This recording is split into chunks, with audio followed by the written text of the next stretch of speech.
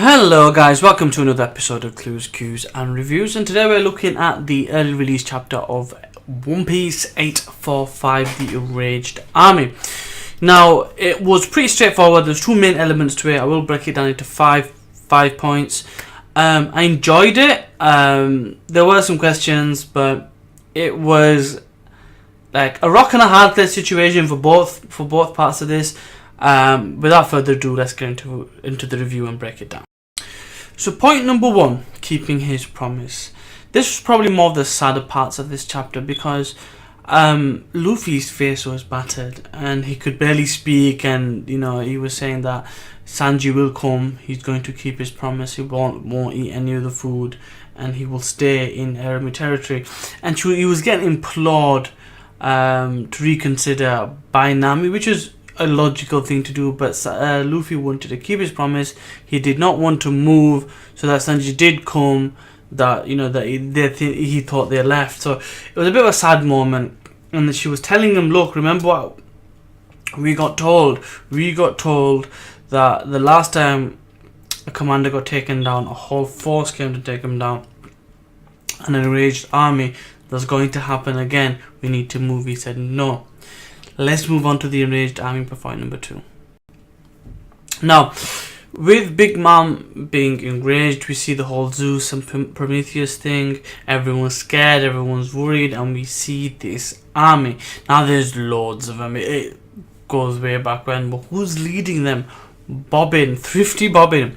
There's Thrifty Bobbin, the Demon Lady, and Demon Lady, Mon't, the Scribe, and they make them out to be these big bad things, as they would be, but it doesn't really specifically tell you if any of them are commanders, so we can't acknowledge that yet.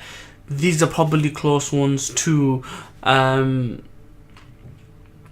Big Mom. I'm assuming some of them are children, but their bounties are meant to be so high that they can't keep count, so this must be some really powerful bounty-wise people, influential people.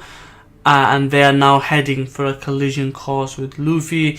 You get all the vidsmoke saying they're going to get killed, they're going to get destroyed. So that's another thing for Sanji to worry about, but we'll cover that again at point number 5. Anyway, the enraged army make their move. So, point number 3, Big Mom and her children. Now, there's a few of her children that we see that are older, they're grown adults, some of them are teenagers, but then you get some that are really young. So we see some called Dolce and Dragon. They're pretty much like Tweedledee and Tweedledum, and they've got so many others there, but they all got weird tendency, because she says, look, there isn't anyone here that doesn't want to kill at least 100 people. So they've all got psychotic tendencies, and she's like sociopathic herself, because she even says one of her daughters wants knives to mutilate a teddy bear, and basically she goes, yeah, she's going to be a problem, I'll probably have to kill her one day. So she's like a complete sociopath anyway. She doesn't really see it, she's weird, but the fact that she's got that kind of wide array of family leads me to believe that there's obviously something else in play when it comes to these children. I'm interested to find out. There were some original parents, which were probably the biological fathers, and went through the biological process, but there's probably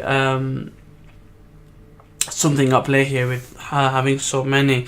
We'll have to wait and see, but it's just interesting that she's got that type of family, and they're a bit crazy. Let's move on to the meeting of Big Mom and Sanji, point number 4. So point number 4 is the meeting between Sanji and Big Mom and the rest of the family. It's a nice peaceful meeting. Everything looks like it's going to go ahead tomorrow, cement the deal, and all is well. Not a lot happens. It's more of an overly animated kind of meal, I guess. All the food's alive, and oh, how am I tasting? Am I tasting good? And it's a bit weird like that. So that's kind of cool from a Disney-esque kind of animation point of view, but it was just weird for me. But the thing is, at the same time while all this is going on, Luffy begins his fight.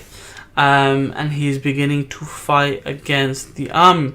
What's interesting is none of the main people that were mentioned, Bobbin, Demon Lady, and Mon't, the Scribe, it didn't look like he had engaged them yet, so I'm not sure what's going on there. And there's a question that I want to ask the audience, I guess, to think about. While he's taking care of these, because we're assuming none of these are commanders because they wasn't really mentioned, we weren't given any bounties, we were just told they were high, it's safe to assume that they're going to be somewhere around. There's at least going to be 2 more.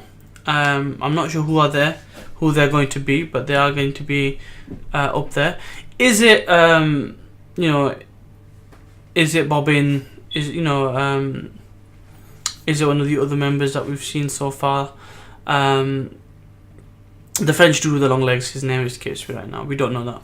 What are they doing right now? The reason why I asked the question is because we have other things going on, plot devices, plot points story-wise, that we haven't really been kind of involved in anymore. We've seen glimpses of them here and there, chapters here. To give you an example, what's going on with Jinbei right now? We don't know what actually happened to Jinbei. What's going on with Peckham's right now? We know he got shot, he fell into the water, but we don't really know what's going on there. What's going on with Pedro and Brooke? We don't know. We know that they escaped. They're waiting till morning, so they're going to be around. So that might be a plot point for the next chapter. So there's that. And what is going on with Chopper or Bopper and Carrot? We don't know if that is resolving as well. So there's a lot of little things that are going on while Luffy is a big distraction at this moment in time. So although Luffy's been stubborn, it's actually working in the favour of the other components or pieces of the puzzle that are in play right now. So look out for that. There will be telling points in the next few chapters. You could say I call in advance. Hey, point number 4. Let's move on to point number 5. So the Pudding and Sanji situation was actually quite interesting because it was quite honest, and I think especially with the way it ended, which I'll get to, being honest and upfront is probably the most important thing. Pudding's very apologetic about how everything is going, about the wristbands, and it's a formality now because of how many forced marriages that have happened. It is quite cool that that they have that honest conversation. Now, what I also liked was Sanji discusses everything. He takes his mask off to show his face. He explained, and bearing in mind, Pudding understood all that. He wasn't shocked. She was carrying on with that. You discussed his past, the fact that they didn't treat him as one of them, he's a failure, that his saviour's in trouble, that his friends were his saviours for giving him a good life, up until now, and that he's come back to this hell.